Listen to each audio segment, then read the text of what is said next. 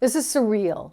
The Canadian police are now targeting truckers and any financial wherewithal they have.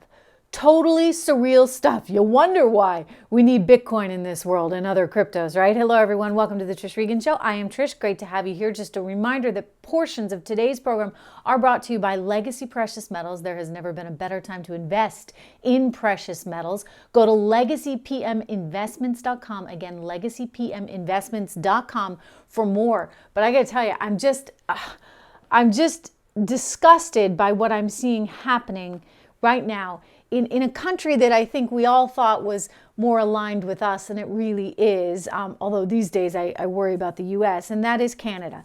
And what we have learned today, and this comes to us via a report out of Bloomberg, is that the Canadian Bankers Association apparently confirmed that the Royal Canadian Mounted Police has alerted banks to a list of names and made it available. In fact, Chrystia Freeland, who's now the finance minister, used to be a contributor back at CNBC when I worked there. She's now the finance minister, and she's saying that some accounts have already been frozen. So they are making a very concerted effort here to try and shut down these freedom convoys, as they're now known. Truckers who are saying, wait a second, Canada, you've gone too far. You know, you have stolen effectively our right, our ability to take care of ourselves and our family with all your onerous mandates, and enough is enough, right? And they have the right to say that, and they've thus far had very peaceful protests, but because it's problematic, because it's inconvenient, because it's going to threaten supply chains, according to Prime Minister Trudeau, they don't want them there. They don't want them protesting. And instead of sitting down with them and maybe some leadership from the freedom convoys and saying, okay, how can we work through this together? Maybe we ought to rethink some of these ridiculous mandates that have made it so difficult for the people of Canada, including the working people of Canada. Instead of doing that, the answer is to somehow either dox them, as we've seen, even Ilhan Omar was upset about that one, saying, okay, like enough is enough. You don't need to dox people because they gave $200 to the freedom convoys. I mean, when Ilhan Omar is siding with the truckers, I think that Trudeau indeed has quite a problem. But basically, these are emergency orders that they've put into effect, and they would affect every participant in the Canadian financial system. So banks, investment firms, credit unions, loan companies, securities dealers, fundraising platforms, that would be like the GoFundMe, etc., as well as payment and clearing services. And they're basically saying, okay, these people have to have their accounts frozen.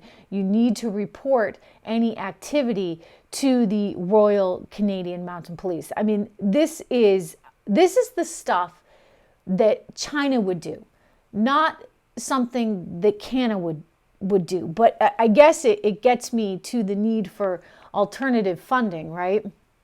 And I want to talk for just a moment about the importance of Bitcoin and other cryptos in this environment.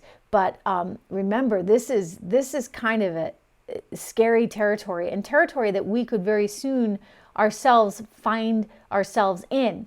The idea that somehow they're alerting the banks and taking away people's ability to exist, right? That's the ultimate in cancel culture. It really and truly is.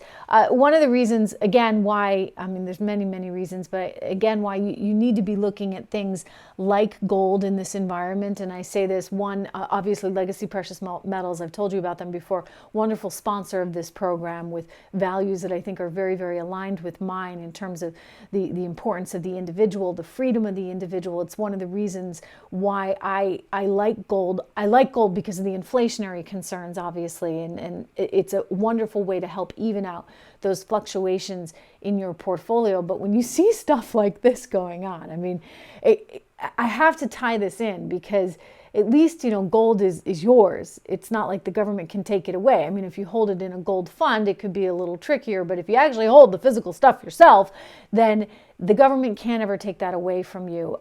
So just a reminder here, yes, you need to be investing in a diversified portfolio. Part of that portfolio diversification really should include precious metals like gold. And I think if this isn't a wake-up call, I don't know what is. I mean, really, if the government has the ability, because they don't like your politics, to come in and say, well, we're going to restrict your ability to transact and access your funds, then we have really quite a problem. 1-866-589-0560,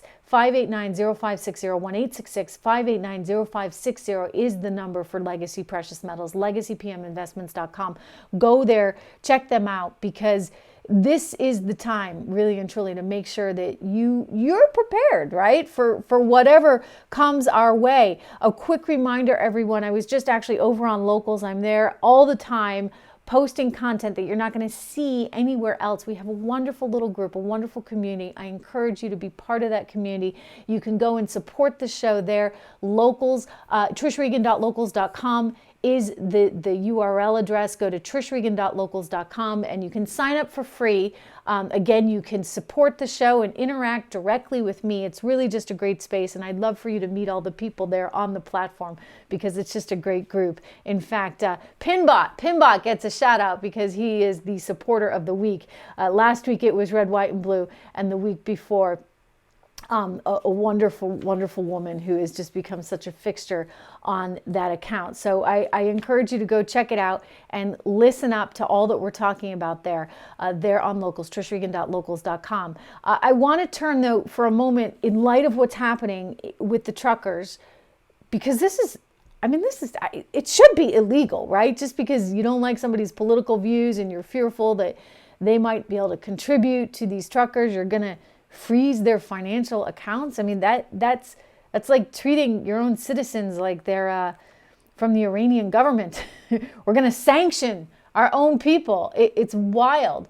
And I think speaks to the need, not just for gold, as I mentioned, which should be part of any well-diversified portfolio, but the need for cryptos, things like Bitcoin, something that can exist outside the parameters of government control.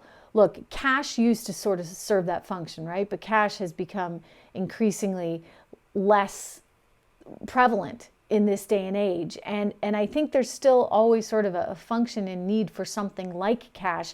To me, again, the crypto environment really sort of fills that space. Now, it's not perfect because it's not entirely like cash. In fact, if the feds want to track you down, they totally can. That's a misnomer, I think, about cryptos and blockchain technology, because there's a record of everything. There really is. And you've seen in some of these ransom cases where companies have been held up for millions of dollars, the feds have always been able to backtrack and get the money back. So that proves that it's not entirely anonymous. Yet, you want something that's a little bit outside the chain of command, so to speak, your sort of insurance against disaster, if you would. And I think that Bitcoin, although it's been extremely volatile, and you really shouldn't think of it as, a safe investment. It's really anything but it's something that you can look to in your portfolio for. One investor described it to me as kind of an insurance, if you would, against the unthinkable. We don't want really bad stuff to happen. We don't want a World War III environment. We don't want our own government doing what Canada's doing and cracking down on our ability to, access our own funding. But maybe that's perhaps what Bitcoin ultimately becomes if you own it in its truest form. So we've seen a lot of Bitcoin inflows just in recent days, recent weeks into Kiev, because the thought is that it's going to help support some of the Ukrainian armies and militia there that are trying to fight back against Russia. And a lot of people have a problem with that, and they don't like that, these military operations can be funded by the likes of Bitcoin. And, I understand that, but I also recognize that it's going to happen in some way, shape, or form. And if it wasn't Bitcoin that's going so easily, it would be cash, it would be something else. I mean, there will always be a desire to see certain sides supported, and they'll get the financial support somehow, some way. But what I do think is important here is that Bitcoin is becoming a kind of lifeline for the Ukrainian population. Bitcoin has become a lifeline for people in Venezuela. Bitcoin has become a lifeline for people in Afghanistan. What you're seeing here is a theme. In places where you have really challenging political environments, really challenging governments, then Bitcoin becomes that one thing that people can transact in, knowing that, markets go on, right? The consumer lives on no matter what's going on in terms of the international front and in terms of the domestic challenges. The consumer still prevails. And so having that ability to access a digital asset like Bitcoin or any other one of these cryptos, Ethereum is another one, Solana, of course, that we've been keeping track of, is actually pretty important to the best interests of the people themselves. So it just is another reason why I'm fascinated by cryptos. I do think that they are a big part of our future. They may not be the be all end all. I understand, look, ultimately, we are the world's reserve currency. Knock on wood, for a while, the US dollar, it affords us tremendous opportunities and freedoms as a result, and Bitcoin is still priced in dollars, and everybody's still making that translation. But having a road outside of government norms is kind of important, and I think that you're seeing that with the truckers right now. This is absolutely unacceptable that they're not able to access their bank accounts. I don't like it. It's not what Canada should be. I certainly would hate to see a situation like that here in the US, but it perhaps speaks to why we need this technology for cryptos out there. Just a quick reminder, everyone, I would love to have you. I really would love to have you on my Locals platform. We just had a chat earlier today. All of us got together. It's a small little group. Come and join us at trishregan.locals.com, and I will see you back here actually tomorrow. I'm getting ready for the weekend already, right? It's Thursday. It's still Thursday. Anyway, I will see you back here tomorrow. And I hope you have a wonderful President's Day weekend as well. But we have much more to discuss on tomorrow's show. I'll be here. I hope you will too. Quick reminder, do subscribe to this channel if you're listening on Rumble or on YouTube or on Facebook or wherever it may be. I'd love to have you as part of the group. Thanks so much.